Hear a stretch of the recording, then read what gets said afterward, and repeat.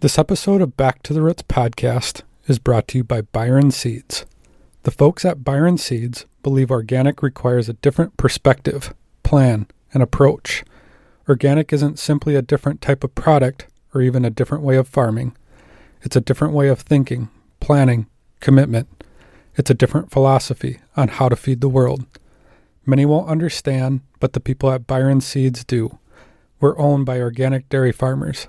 We not only have the product, but we plan, manage, and execute organic. We speak your language, we share your struggles, and we laud your successes. Organic isn't a way of doing business, it's a community. We learn from each other. We're in this together. We'd be glad to talk cropping plans, management systems, the road to profitability. We understand what you're trying to do. We're farmers just like you. Visit us at byronseeds.net or give us a call at 800-801-3596. And thanks to Byron Seeds. Regional updates are brought to you by Soil Biotics. Soil Biotics offers a complete line of organic products for improved plant health and performance, improved soil structure, and enhanced micronutrient uptake. These include natural humate products, a variety of microbial products, nitrogen maintenance aids, plant foods, and more. Soil Biotics organic products are formulated to work together as an integrated program to meet all of your organic agricultural needs. For more information, visit soilbiotics.com.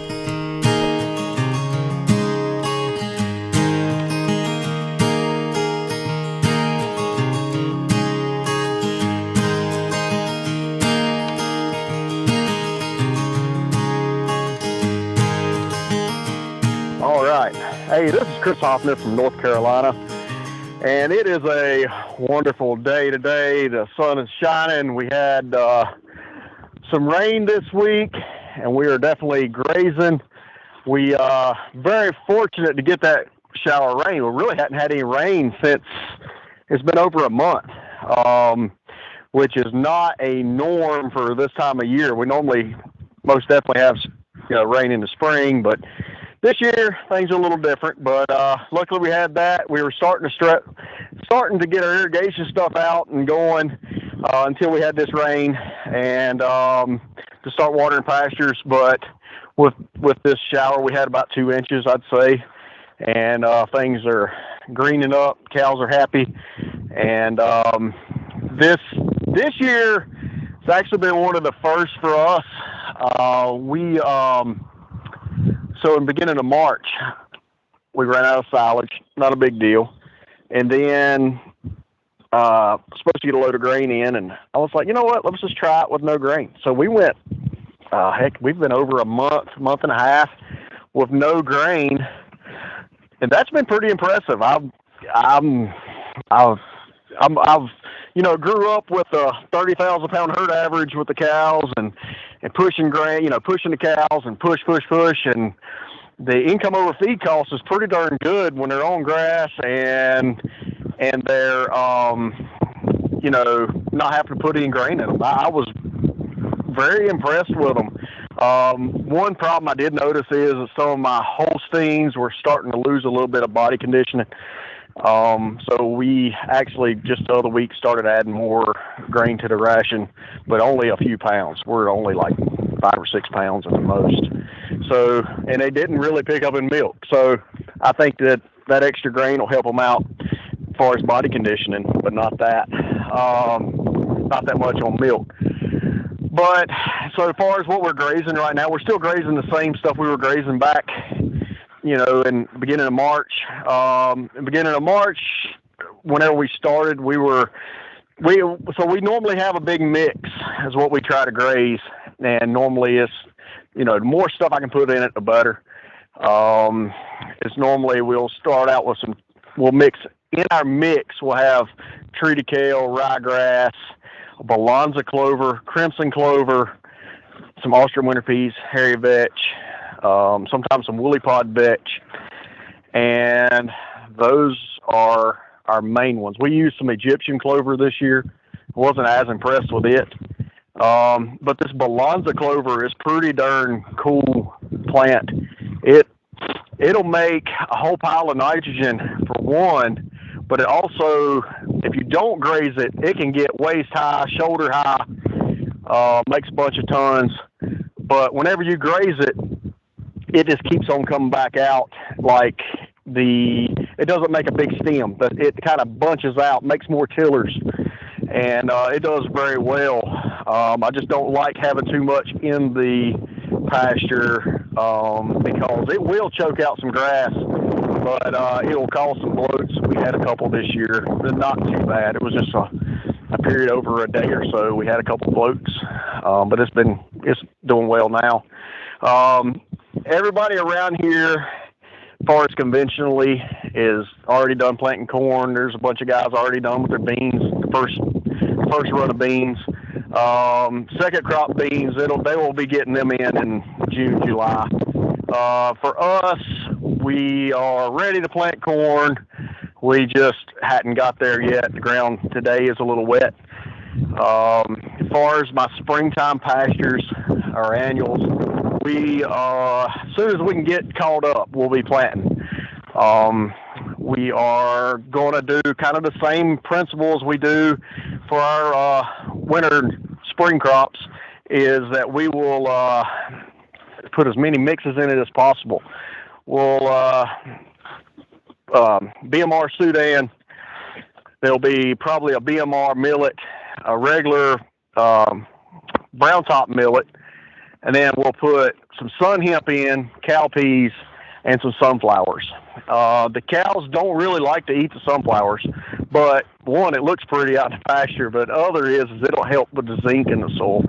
And we do all kinds of different things to help the microbes and help just get things working. The sun hemp is a really good plant as well.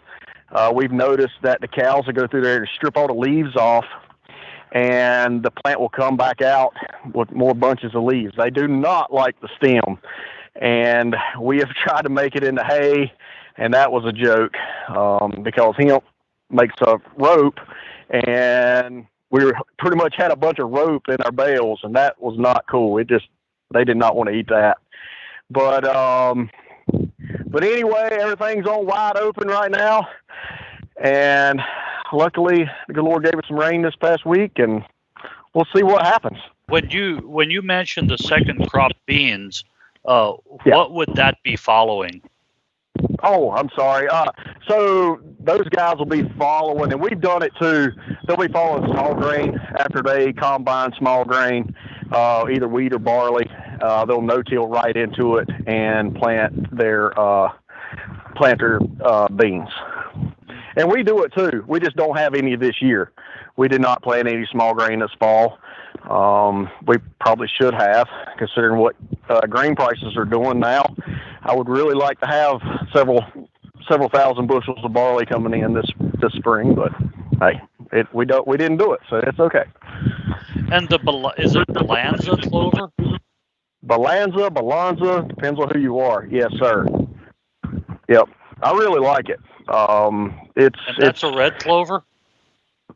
It more looks like a white clover.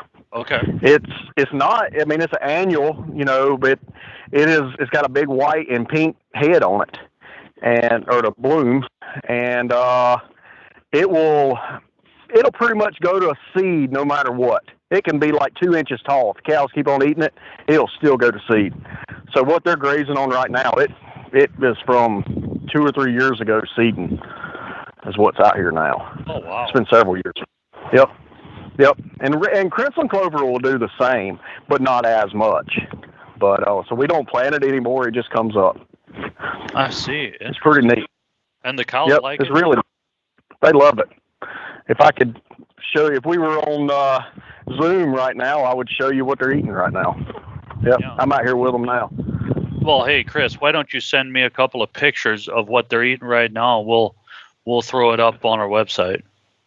That'll work. I can do that. Yeah, definitely. Most definitely. Yeah. Well, hey, it was good. It was good hearing from you again. I'm always curious because you're so much further south than we are, and what the temperatures. What are your daytime temps right now? Today it's only supposed to be in the 70s, so it's pretty great. But we had some 90s couple weeks ago, and those 90s, when it hadn't rained in a while, we're hitting 90s. I wouldn't say I was panicking, but you start on the back of your mind, you're like, oh no, I don't have a whole lot of feed put up. The grasses are stopped. I'm starting to stress out, but luckily this rain, it makes things go better, and we'll be okay. But those 90s start stressing you out when you got them this early. When do you start planting like your summer annuals? Anytime. I wish I would have already had a couple paddocks already planted, but I can't get everything done. Yeah, sure. One big problem we already having is flies. We've got to run on flies this week, and I'm not a big fan. I've yet to find a farmer with cows that is. Yeah, I'm not a fan. Yeah, these face flies right now, and I'm not a big fan. And when we try to run them through the fly vacuum, and the face flies seem to be a little bit smarter than the horn flies. They'll jump off before they go through the vacuum. So, I don't like the face fly. Yes, sir. Thank you, and good talking to you. Hey, you too, Chris. Hello, everyone. This is Marlin Eash, and again, I'm in northern Indiana. Just a short recap here. We're milking approximately 50 cows on 100 acres. And we are here in first part of May. We're pretty much done with our spring calving, and that has gone very well. Cows are milking well, and that's what we're hearing around the country is everybody's cows are doing well, which makes farming fun. So, as far as our regional conditions, our soil moisture is at a minimum. However, it is adequate. Just with our dry fall and winter, we haven't been able to replenish the soil moisture. However, we keep receiving about a quarter to a half inch once a week, and that keeps the top moist, and it just makes for excellent field working conditions. The new seedings in our area just look excellent. So overall, it's been a really great spring, probably one of the better springs we've had in years. We are dealing with some low temperatures, and every once in a while we'll have a few spurts of high temperatures in the upper 70s. But last night we had a little bit of frost, and they're saying it's a possibility of more frost over the next 2 nights. So that is really slowing down grass growth. It's going to delay the hay harvest by, my best estimation would be 10 days probably. And last year we had a late frost in May, and that really, we lost probably about a third of the first cutting hay yield. However, the quality was top notch. And it looks like we may have a repeat of last year, and my honest opinion is that I think that the extra quality we gained from that more than offset the yield that we lost. So I think it's a win situation so far. So our pasture growth, as I said, is slow, and it kind of keeps us scratching our head here as far as, do we turn the cows out or should we wait a little bit, because if the cold temperatures, is the grass going to keep growing, or is it going to be stunted with a frost? And we, here on our farm, we use a winter annual to try to help regulate that just a little bit. It definitely takes some micromanaging to make it all work, and it takes some extra field work. But usually in the fall, we'll plant some winter rye or triticale in behind the corn silage that we take off. And that usually consists of about 10 to 15 acres. Right now, the last few years, we're using winter rye, and just because it's ready to graze in the spring, just a few days ahead of the triticale. But the rye is a little bit harder to manage, and my opinion is grazing rye versus triticale separates the men from the boys. It definitely, the rye, it takes top-notch management to make it produce the milk that it can.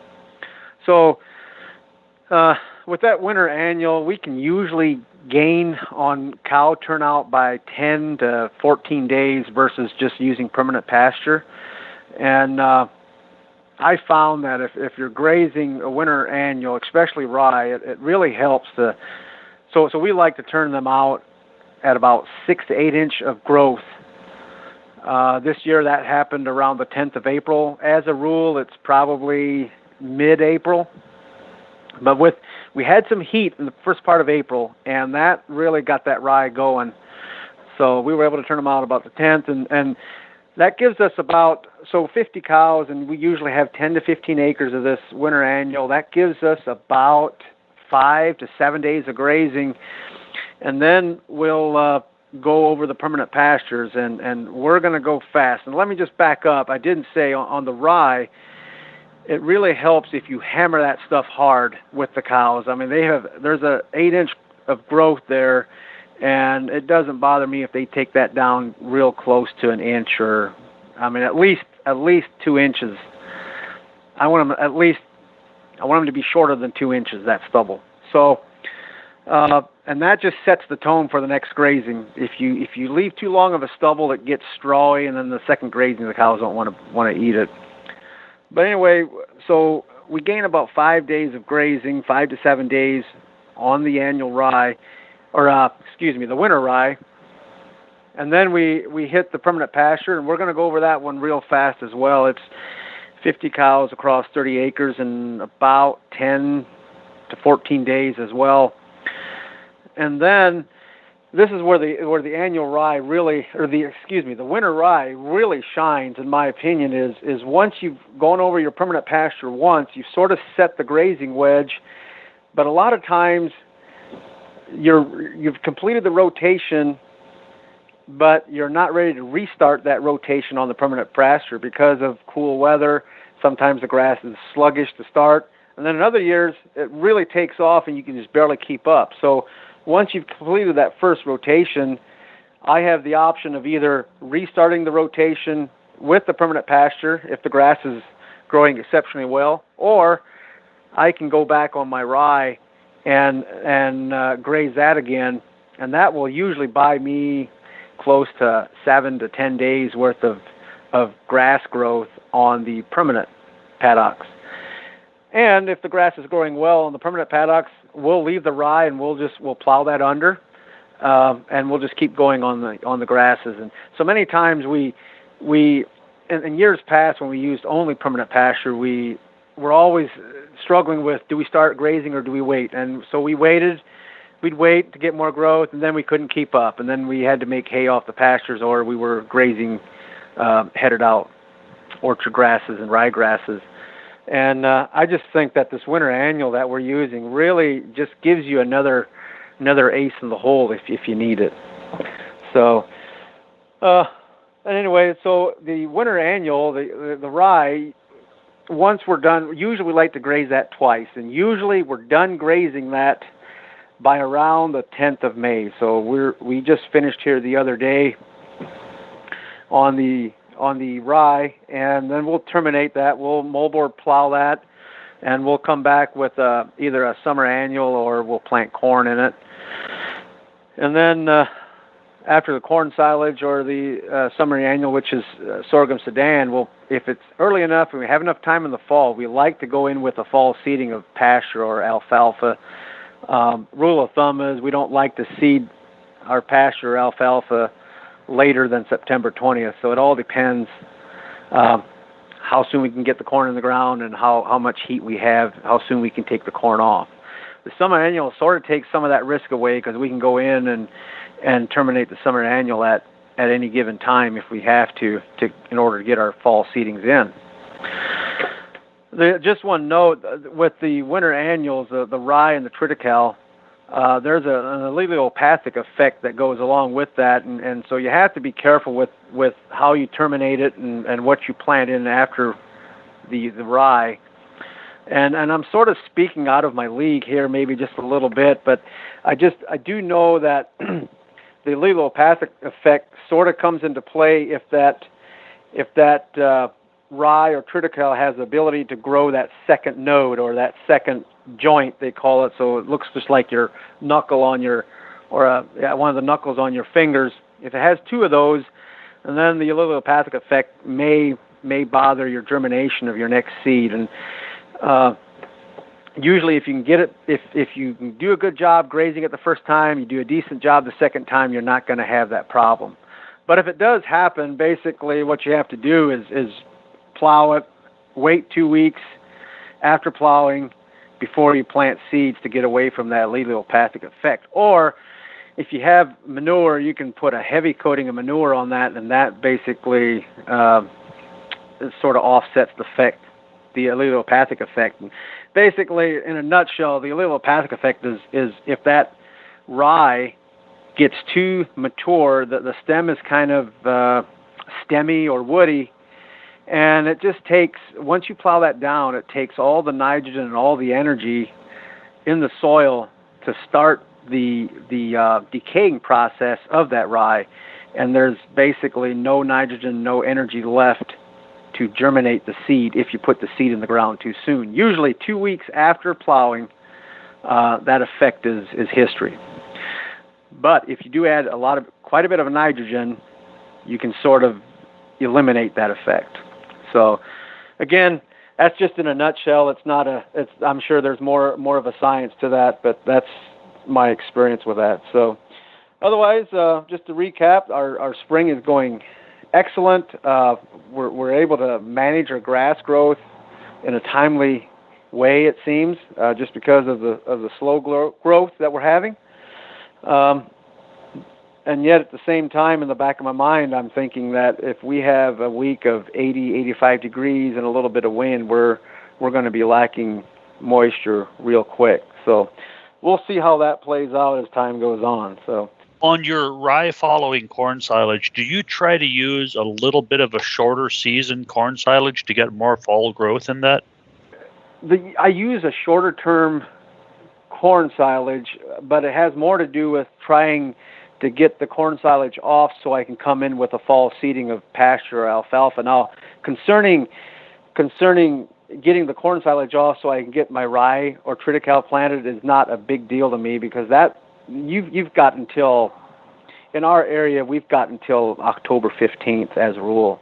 Obviously, the sooner you can get that annual in the ground in the fall, the sooner that stuff is going to grow in the spring. For instance, last year in 2020, I was able to plant my rye about the 20th of September, and we actually just lightly grazed that last fall. We had an exceptionally dry and warm fall. We could do that, but I'm not afraid to plant that rye or triticale October 15th. So the shorter maturity corn doesn't have anything to do with the planting of the rye. It has more to do with if I'm going to follow it with an alfalfa seeding, I want to get that. I'll shut it down. I'll go down to a 98-day corn is about the lowest I want to go, versus I like the 110 to 115 day if I can. Mm-hmm. Yeah, I find it interesting that you try to go in at 6 to 10 inches, which I know is a problem. A rye cover crop, especially with horse-drawn farming, it can really get out of hand really quick. So it's interesting that you're going in that short, and then you're getting your second grazing shortly after that. So that's something that I want to remember to talk to farmers about. Mm-hmm. That is something that this year was hard to do, and it just really it reinforced my experience with that. And it is important to get in there when it's short. Because of our spring, we had the rye. We had enough heat that the rye started going, and my turn-in height was probably closer to 10, 12 inches, and it got away from me. I couldn't graze it down as good as I wanted to, but I was waiting because my permanent pastures weren't really going yet, and I knew that I only had about 7 days of grazing with my rye, so I was waiting for that grass to catch up, and the rye got ahead of me, and it's just that I think that's one of the reasons that a lot of people don't use a rye for grazing, early spring grazing, is because the window to graze that at optimum milk production is so short. But that window can be widened if you try to get 2 grazings and just get a smaller grazing each time. I think you get the same amount of milk off of that going over it twice, actually more milk probably, versus once, and then having the cows try to eat that strawy stuff. It's amazing. At 6 to 8 inches, they will eat that stuff right into the ground, and it produces milk. But you get that stuff up to 12 inches, it gets tough. They just sort of pick at the leaves, and once it gets that tall, they won't take it down, and then you're done, because that head will just, it doesn't get better. Just by grazing it a little bit, grazing the top off a little bit, and then letting it go, the cows really aren't going to come back and graze it down tighter the next time. Our issue here with rye and triticale is we get so much rain in the end of March, 1st of April coming off of Lake Erie that too many times it's too wet to get in to graze it. Yep. So you've got to be really careful on that. The other question is, what percentage of the cows in your area are out on pasture by now? Oh, my. I would say that we're over 75%. Even some of the guys that I noticed that just use permanent pasture, they had to hold off this year quite a bit longer. Usually for our area, by May 1st, everybody's going full steam. But this year, I think the guys that didn't have any type of winter annual to graze to begin with, they didn't get out until, I bet it was first part of this week. I made a trip through the community, was it Tuesday? Yeah, Tuesday, and for the most part, you saw cows out. Yeah, we were dry, and pastures took off. Then it started raining a little bit, which was great, but then we had these cold nights and cool days, and I know there's a lot of cows not on pasture because of all the rain we've gotten this week. So the stuff's taken off, but we need some.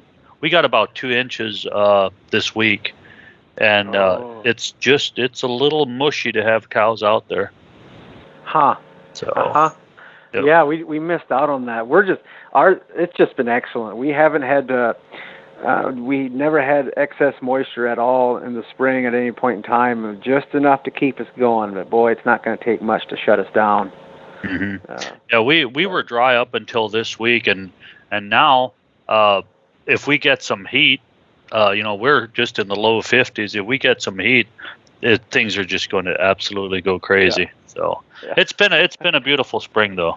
Yeah.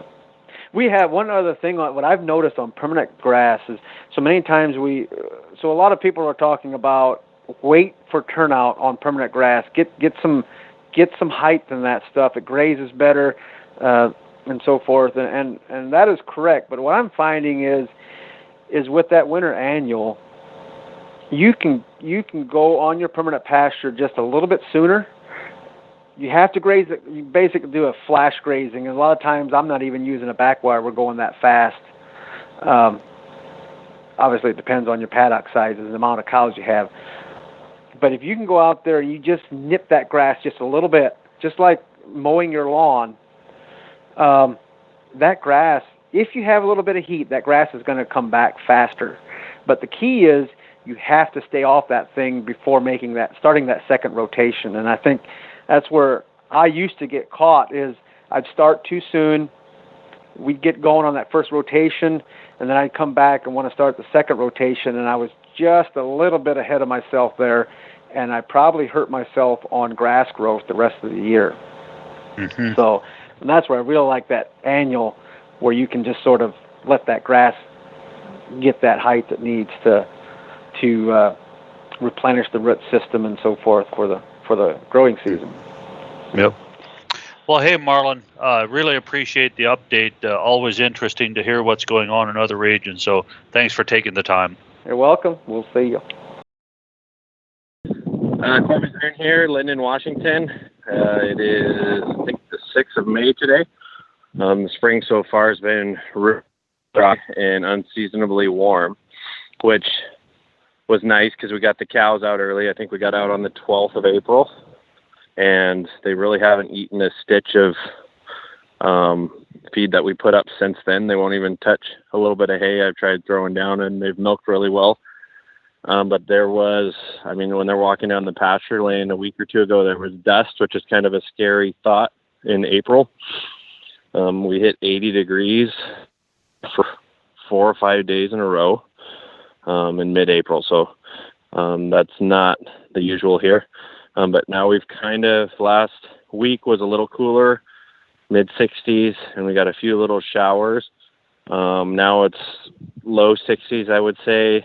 And like last night, we got a good half-inch of rain. So it's kind of returning back to the normal spring that we would usually get. So was thinking I was going to have to start irrigating pretty soon with how dry it was. So hopefully we can keep this kind of cool rain off and on weather. But I think all the sun in the grass made a lot of milk in it early. And so that's been good. So if we can keep enough moisture, it could still be a good year. As far as we don't plant anything, we're just grass. So I was going to plant some summer annuals and some wet spots and spots that got eaten out by the ducks over the winter. But I've had a hard time getting seed. I ordered seed almost 2 months ago and it's still not here. So I'm not sure if it's going to happen. I guess because of COVID and some shipping logistics, shortage of seed out there. So cows are milking well over 50 pounds now on about 12 pounds of grain, pelleted grain with the vitamin mineral in the parlor. And we're just coming around on our second rotation of pasture. So we started grazing yesterday where we started in early April. So we're about a 3-week rotation. I like it to be a little longer than that, but we're milking a few more cows, so it's tough to do. Have you guys made any silage or any hay yet, or is it still too early for that? No, there's a few guys around that have started, and I would like to go early next week, but I'm waiting on a custom guy. So we'll see. The ground is dry enough to drive on, which is good because sometimes at this time of year, it's kind of like you're waiting. Sometimes the quality goes a little bit because you're waiting because you don't want to make a total mess. So we're waiting for the custom guy. That's it. I'd like to go next week. I'm not sure I'm on the top of his list because I'm a small guy. So we'll see. I do have a small chopper that I'll do some second cutting and third cutting with. But to handle our first cuttings, they're pretty heavy. And I know, I think we chopped 120 acres last spring, and a guy with a big claw self-propelled, it took him 2 days. So it probably would have taken me 7 days with my chopper if it made it through it. So first cutting, we usually rely on the custom guy. And then we'll do a couple weeks later, we'll try to do some dry cow feed, make it into wrapped haylage bales. You mentioned something that I've never heard before, but you were going to seed areas that the ducks ate it all? Yeah, we have a lot of, especially the last, it's always been there, but it just seems to get worse and worse, the waterfowl pressure. Like last year, the county below us has a snow goose problem. Like they'll go into a field and they'll just, thousands of them, they'll go into a field and they'll just destroy it in a couple days time, and then they move on. And we haven't seen snow geese in our county until the last couple of years. So that's really interesting. As a kid, I remember seeing 1 or 2 snow geese with a flock of Canadians, but, I grew up hunting, so you're always trying to get that snow goose, but now there's flocks of thousands of them in our county even. We don't have snow geese, a snow goose problem here. It's the widgeons, the ducks. We kind of farm in between several different wetlands, so they love to feed on the side hills that kind of go into those wetlands, but they really like that perennial ryegrass. So I've never done it, but it's just gotten so bad in some of those areas that I think I can get more forage production. I was going to try to plant Barenbrug's. It's called T Raptor, which is a hybrid between a forage rape and a forage radish. That's what I was going to try doing, but it just hasn't gotten here. So I don't know if it's going to happen, but because it does dry out enough some of them are wet spots and some of them are just duck. I call them duck spots because these ducks it's good ground, but I feel like it gets compacted too, because the ducks just all winter long, they just walk on it, and they turn it to mud.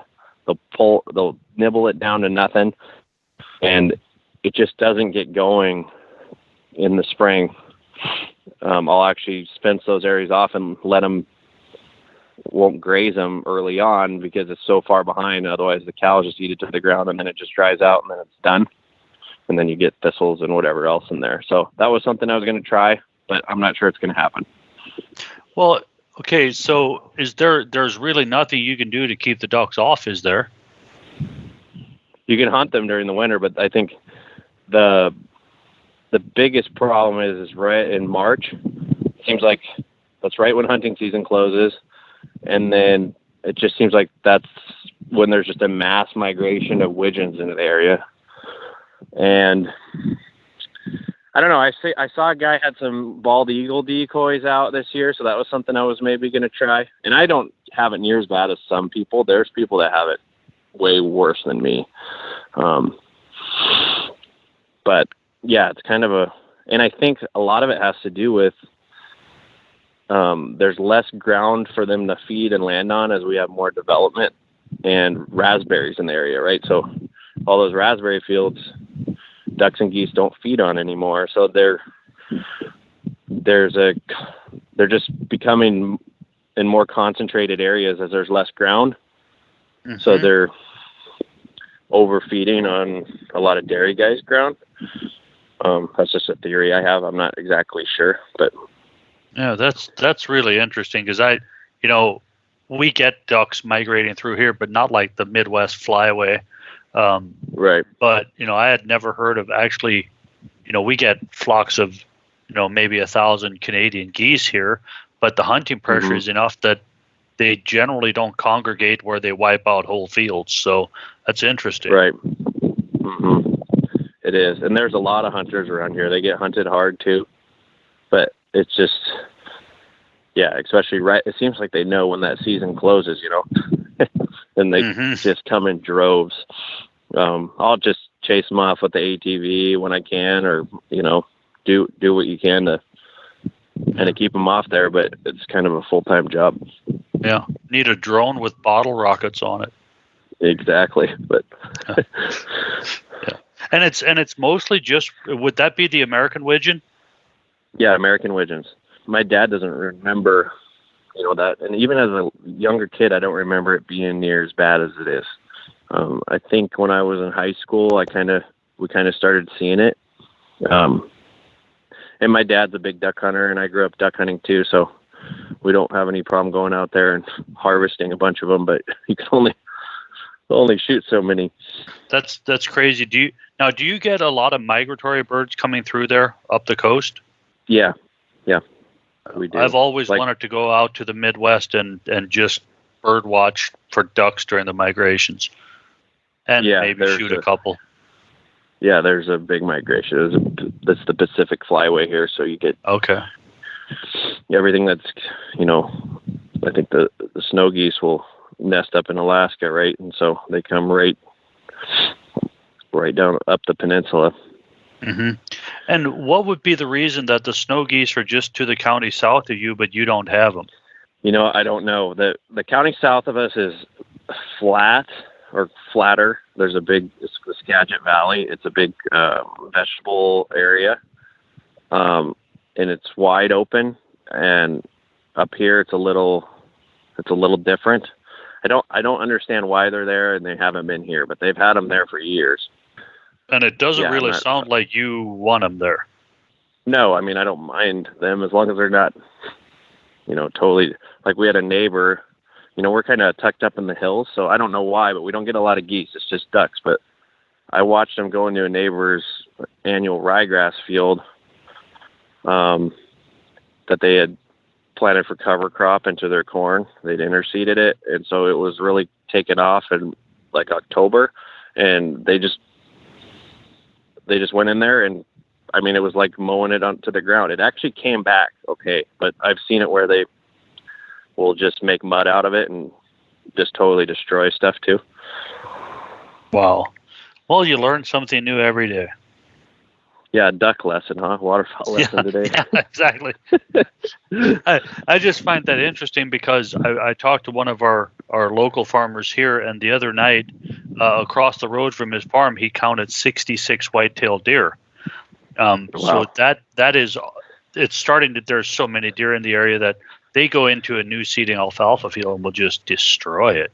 So No kidding. It's the same pressure, just a different creature, I guess. Right. I really appreciate the time. I know this time of year is crazy busy, and it's good to hear that you've got some moisture. I've heard a lot of news about droughts coming along the west coast there. So yep. Always good to hear that you guys are getting some moisture. So thanks a lot for taking the time today. No problem, Mike. Have a good one. You too. Hello from upstate New York. This is Eric Beiler. We had a beautiful first 2 weeks of April up here, and everybody got excited and was jumping in the fields, got new seedings in, and then the last 2 weeks here we kind of got a reminder of that we're still in upstate New York. So it cooled down, and we got some rain. We were the first 2 weeks of April were real dry. We were seeing 50s and 70s for temperature. Just a couple days in the 70s, but a lot of 50s and 60s. The ground was pretty dry, and some guys were a lot of guys were putting manure out. I think most guys got new seedings in, and some guys got rolling on corn pretty early. We obviously didn't do any work on corn ground because we're transitioning to organics. We're waiting until the soil's a little warmer. This week we're seeing 30s and 40s at night, and then 50s during the day, maybe even 60. We had a frost last night, so went out to a white lawn this morning, and cold in the parlor, cold in the barn, but we are embracing the upstate New York spring as things start to green up. We're looking forward to warmer temperatures coming. So some guys, May 1st, we're putting cows out. A lot of guys don't graze up here anymore, or even pasture, but the farms that do, guys were putting them out. There's a few guys that put them out early when we had that nice stretch in April, and I think they were regretting it later, the last 2 weeks of April, as it was colder and rainier, and we even got a couple snows. We had a snow on May 1st, I guess, and an inch and a half probably, and then my cousin who works with me was joking that only in New York do you have snow in the morning and you're mowing your lawn in the afternoon. So it's mowing my grass in the afternoon. So a lot of guys started planting corn here this last week. Some areas are still pretty wet, but there are guys running planters.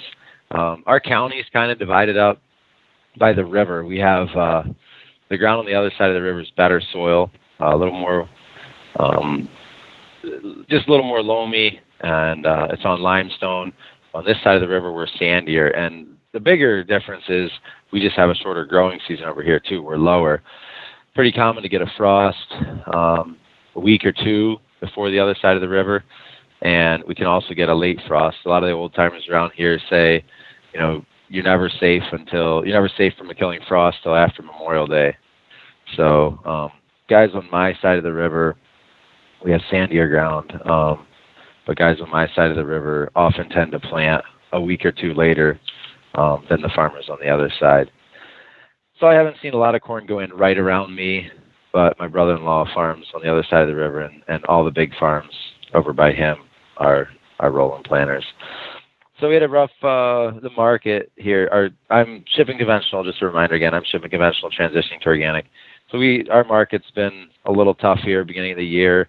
We had decent milk prices through the end of last year, and as I mentioned on last podcast, we saw $16 milk for January. Saw it again for February, about $16, and a little uptick to $17 for March milk. So with grain and fuel and everything going up, 17's it's a tough number to work with, but we're trying to make everything happen still. Corn mill was running $2.88 a ton. My protein concentrate ran $6.18 a ton. This was just the last load I got last week, and that protein concentrate's at 36%. Chicken litter was almost impossible to find in New York. My supplier who got me all my litter last year, this spring I had talked to him, and he said he is just not able to get it. He's getting a spot load here and there, but that was about it. So I kind of started panicking a little and looking around, and kind of last minute found litter out in Connecticut from a guy down in central New York. He sourced it, and so I started getting some litter hauled away from Connecticut. It's about a 4.5 or 5 hour drive one way, and that's coming in at $47 a ton, but it's pretty nice stuff. Before I was getting that litter, I was kind of planning on growing my corn with, I was going to buy liquid manure from another guy, which was going to be a lot more labor intensive to haul, and it was going to run $28 for 1,000 gallons. So it's going to be quite a bit more than the litter too. We did analysis on both, and for the nutrients we were getting, it was going to be a lot more money. So our farm, we are going to graze our heifers this year. I shouldn't say graze. We're more or less going to pasture them. We're hoping to start rotating the older group. There was very little fence on this farm. There was a small pasture for the young calves, and there was maybe a 15-acre pasture for the dry cows and yearling heifers and close-up heifers.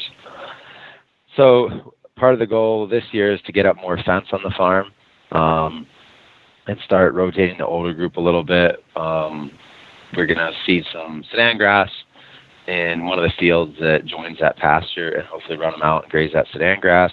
And I have a couple other hay fields that I can rotate them in. I still have not brought them home from the heifer raiser yet. We're pretty wet here. As I mentioned, we got some rain here just last week or two. We got about 2 inches of rain, so everything's pretty soggy still. I'm going to hold off till the grass grows a little and till we're a little bit drier, because the feedlot I use, it turns into kind of a mess if we don't have drier weather. The grass did take off really well. Hay's growing well this year with those warm 2 weeks, the beginning of April, and then this cool weather here is great for grass. Most of my farm is, which is another reason it makes it a little tough to graze. I'm slowly working into the grazing aspect of this. My milk cows actually don't graze right now. When I came to the farm, it was all primarily fescue, a little bit of canary grass, and cornfields.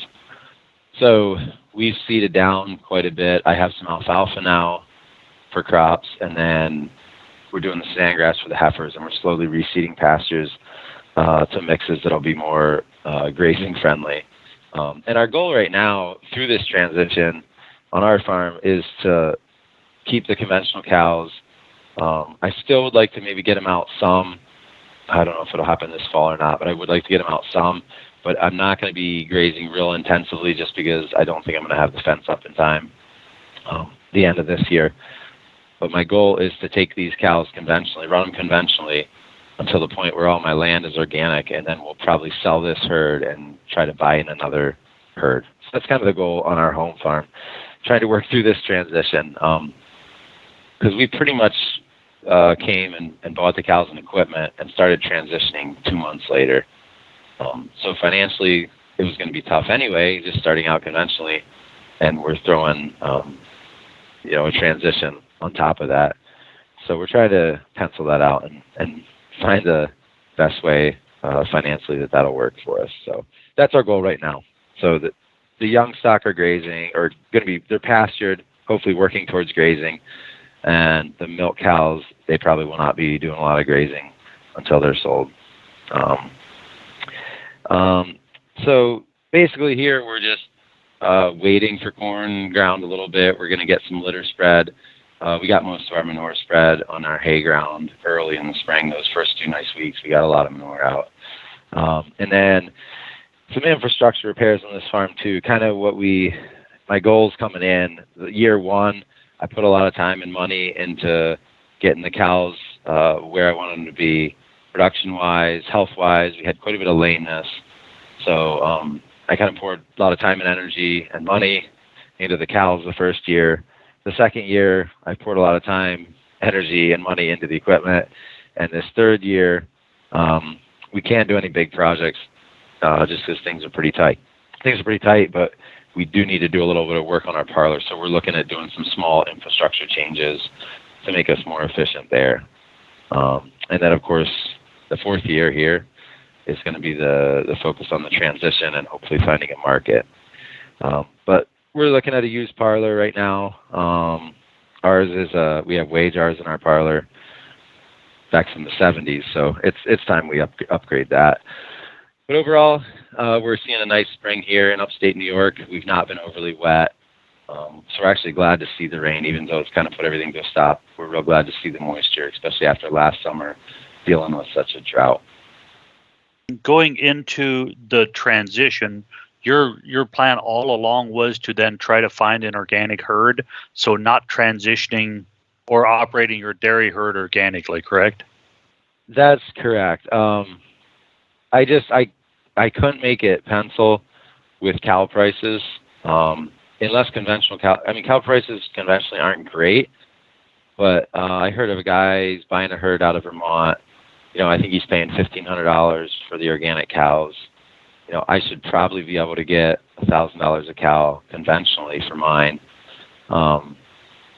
So and I think from what I've heard from guys, a lot of times the transition, if you're a grain-fed herd, is going to run you about $1,000 a cow.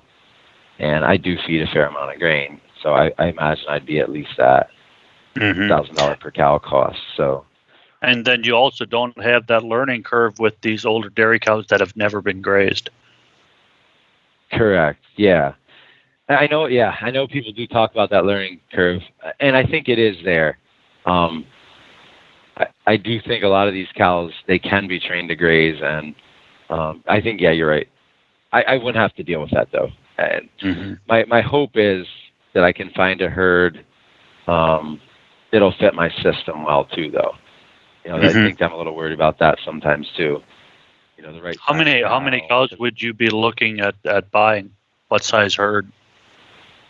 Probably an 80 to 90 cow herd is what I'd be looking at. I'm running over that right now. I'm milking like 90 to 95 right now, but I'm a little overcrowded too. I mean, some of the things I'm doing right now are kind of survival mode, to get to the point where we can hopefully find that organic market. I'd like to milk a few less cows until I can build a barn and make a little more room for them. My land base is pretty tight. We did pick up 50 more acres this year, and I picked up 50 acres the first year I came.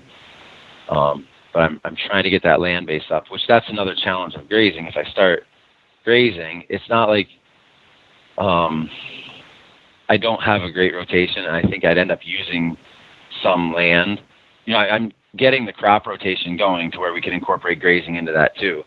But the last 3 years that the previous owner had it, nothing was rotated.